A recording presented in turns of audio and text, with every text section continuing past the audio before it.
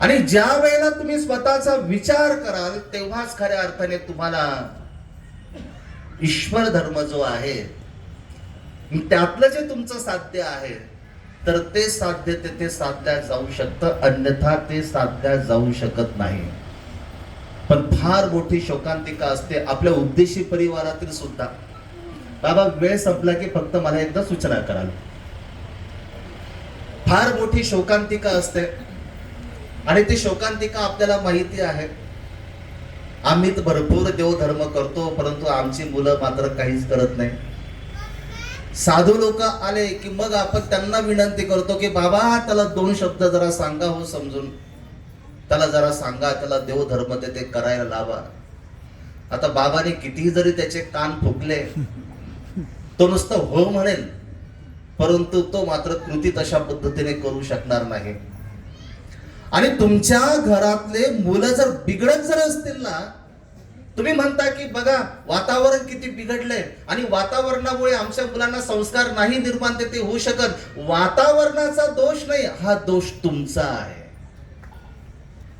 तुम्ही जी जबाबदारी बाळगायला पाहिजे होती, जी जबाबदारी तुम्ही सांभाळायला पाहिजे होती ती तुम्ही सांभाळली नाही.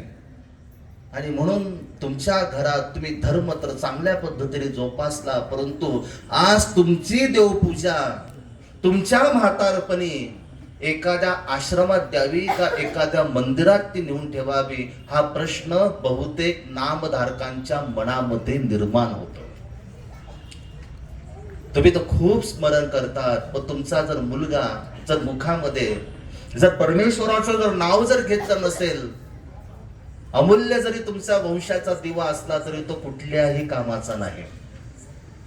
साकाई साने ज्या वेळेला ती नागदेवाचार्यांकडे येते प्रसन्न असते आणि साहजिक ती आपल्या श्री गुरूंना म्हणते की मी अनुभवातून 2 ओव्यात एक ओवी मी तयार केलेली आहे. माझ्या अनुभवातून मी ओवी तयार केली. निरक्षर असलेली साकाईसा आहे, कुठली डिग्री नाही, ब्रह्मविद्येचं अध्ययन नाही, अत्यंत निरक्षर, पण आपल्या अनुभवातून तिने एक ओवी तिने तयार केली. आचार्य श्री नागदेवाचार्यांना खूप आनंद वाटला. आचार्य श्री नागदेवाचार्य म्हणतात की म्हणून दाखव साकाईसा कोणती ओवी तू तयार केली. आणि साकाईसा मात्र आता ओवी म्हणून दाखवते. गोविंद नाही जयाची वंशी ते पाथर कुशी निपन्नले, वियोनिया वांज झाली ओ माय पुत्रण धरी पाय गोविंदाचे. स्मृतीस्थळामध्ये आलेली ही एक छोटीशी असलेली ओवी. पण तुमच्या घरामध्ये शोकेश मध्ये वस्तू ठेवण्यापेक्षा, फोटो भिंतीवर टांगण्यापेक्षा प्रत्येक नामधारकाने ही जी ओवी आहे तर ही ओवी त्याने आपल्या घरामध्ये तिथे लिहून ठेवली पाहिजे.